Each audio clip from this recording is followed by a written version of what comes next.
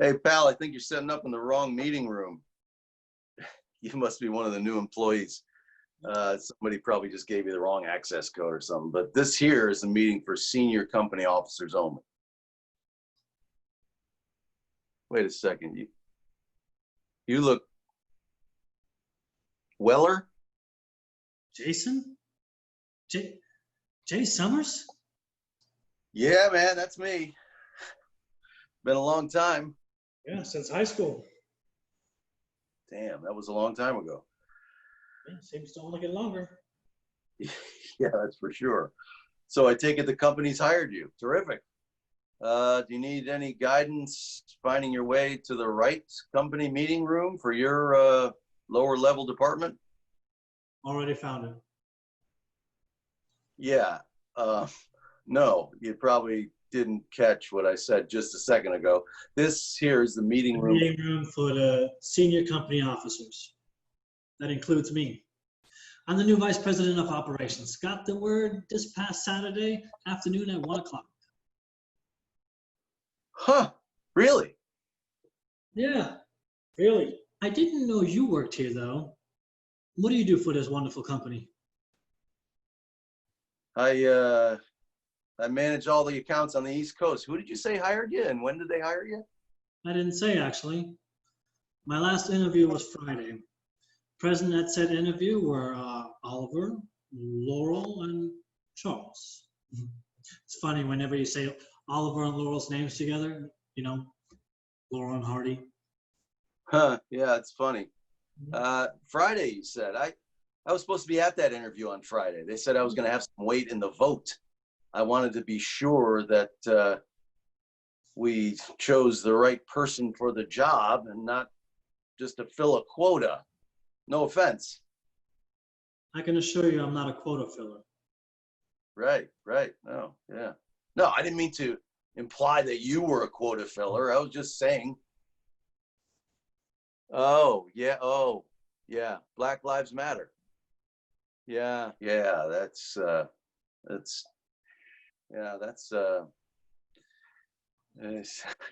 so what's the story behind that bit of art?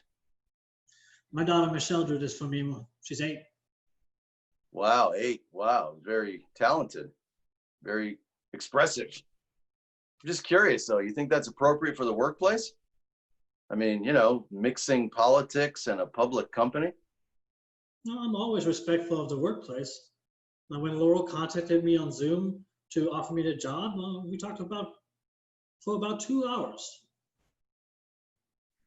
Really? About what, may I ask? About the job, about the company, family and friends, life, the Black Lives Matter protest.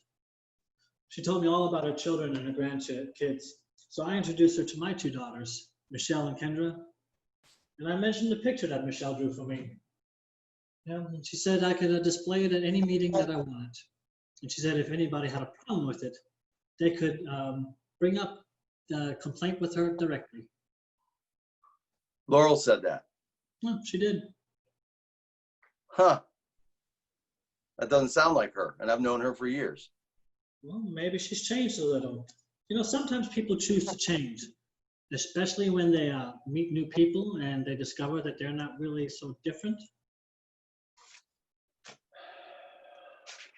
You know, I was wondering, seeing that picture reminded me of a question I've had for a long time. Maybe I don't know, maybe you could answer it for me. Sure. What's your question? Why do you say only Black Lives Matter? I mean, isn't that a little racist in itself? I mean, overall, the whole thing seems to be sort of blown out of proportion, you know? I mean, people die every day. And the police, you talk about a difficult, stressful job. And the protests, I don't know. I just think they could be doing something more constructive than walking in the middle of the street, disrupting people's busy lives, chanting, hands up, don't shoot, I can't breathe, I can't breathe. It just all seems a little childish to me. I mean, no offense or anything. You're suggesting that the recitation of the dying words of men who were murdered by out-of-control police officers is is childish. Well, yeah, I guess. Yeah. What good does it really do? I mean, really? They're like kids on a playground protesting, I don't know, homework on the weekends or something. What are the rest of us supposed to do? Okay, you all are upset. We get that.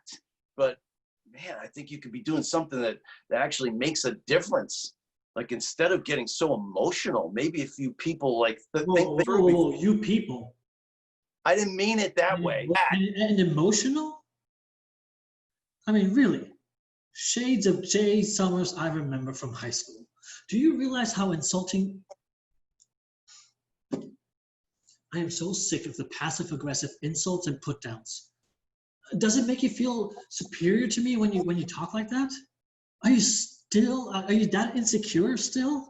I don't know what you're talking about. Well, that makes you one of two things, a liar or ignorant.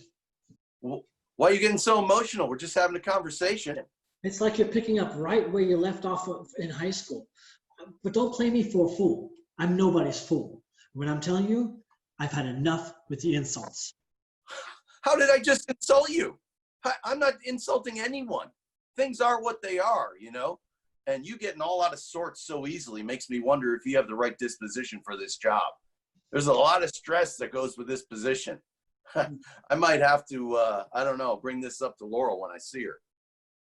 Hey, I'm not trying to diss you or anything, bruh. Nice, stop it. Look, you're a nice guy. You're a sincere guy. You have a heart. I'm not trying to insult you. I mean, if you could see you through my eyes, right? No. The real exchange is, if you could see yourself through my eyes, you would see a boy still trying to find his identity, still trying to figure out who he is, still trying to put people down to make himself feel better. And so that maybe he'll start liking himself. So basically what you're telling me is that what that behind you is saying is that the life of a black drug-addicted felon is more important than the life of a police officer who's just trying to do his job and get home to see his wife and kids. Am I right? So much of what you just said is absolutely wrong. First of all, not every black man that gets assaulted by the police is on drugs or a felon. Second, your whole perspective is slanted. I mean, did you hear what you just said and how you said it? The drug-addicted felon and the police officer who is just doing his job and trying to get back to his wife and kids. You've already put the white hat and the black hat on the villain and on the hero. And you did that with a hypothetical situation. That's where your mind is. Black Lives Matter is tackling a very specific problem. You know, a very specific problem that's happening in our country. Yeah, there are other problems, but this problem, people of color being mistreated and even murdered by police officers in America, that is the problem that Black Lives Matter is trying to bring back to life. So now the problem is America, right? Look, it's as simple as this. If you don't like the restaurant you're eating at, you leave.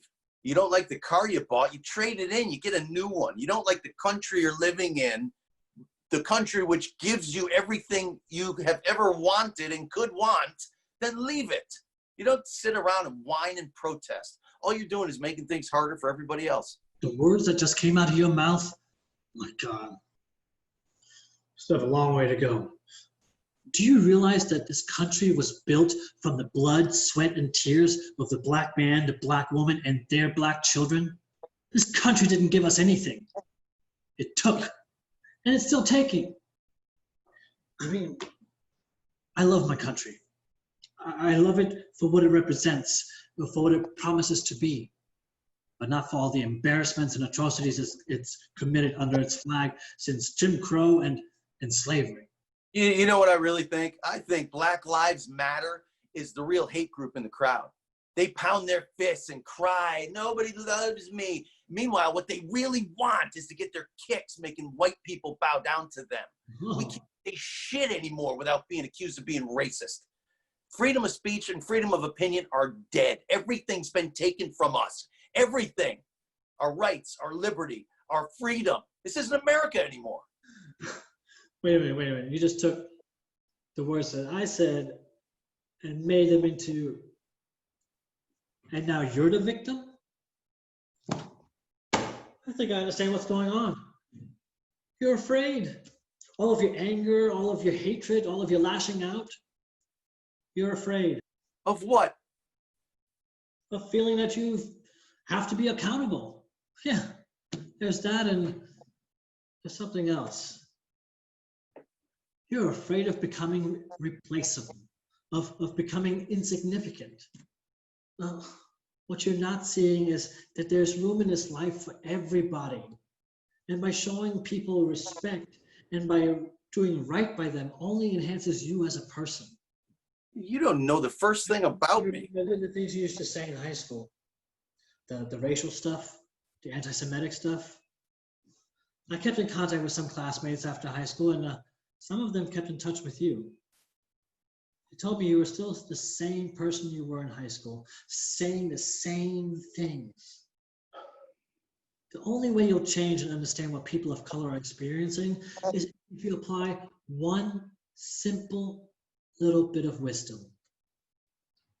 Treat people the way you want to be treated. Treat people as individuals, not as a hive-minded collective. Why do you choose to live in fear of somebody that looks a little bit different from you? Because you're afraid the person who doesn't look exactly like you is going to take your place? I mean, what does that even mean? You choose to be afraid because, and you choose to hate, and you hate the things that you fear.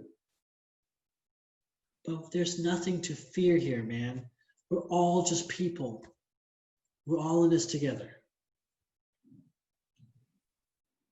Now, do you have a family? Do you have a wife? Do you have kids? Yeah, I'm married. Got 3 kids. What are their names? Sarah, my wife. Nikki, Sean, and Brittany, my kids. 11, 8, and 5. Now, I don't know your family. Never met them. I will not assume that your children are unruly or that your wife is a bad person. But I'll tell you this. If your wife or any of your children would come up to me and look me straight in the eye and called me a nigger, and the very next hour they'd be trapped in a burning building, as God is my witness, I would rush into that burning building and I would try and save them. Do you know why? Because they're people. Now put yourself in our shoes, in my shoes. How would you feel if I thought of you the way you thought of me? Or if I had the same kind of conversations with my friends that you had about Black people? Or if white women and white men were shot to death simply by sitting in their cars, or shot to death in their backs while running away, or strangled on some street corner? It's not right. Imagine if you had to live under the stress and fear of not knowing if the very color of your skin puts a target on somebody's back and they would get attacked or disrespected in some sort of way. That shouldn't be. It shouldn't be because you're a person, a human being who deserves the same freedom and the same respect that all humans deserve. And that's what people of color are demanding. Respect and the freedom to be. Now, you know how these things go better than I do. Do you guys actually make effective strides with having these meetings with Charles, Laurel, and Oliver? Yeah. We work together to get things done. Whenever we have differences, we try to use the best elements of our differences to make it all work for everyone. Cool. That's cool. Sounds promising.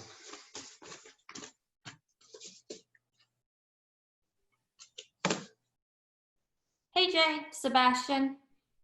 Have you two been acquainted? Yep. Perfect. Let me just figure out how to turn on the video and we can get started.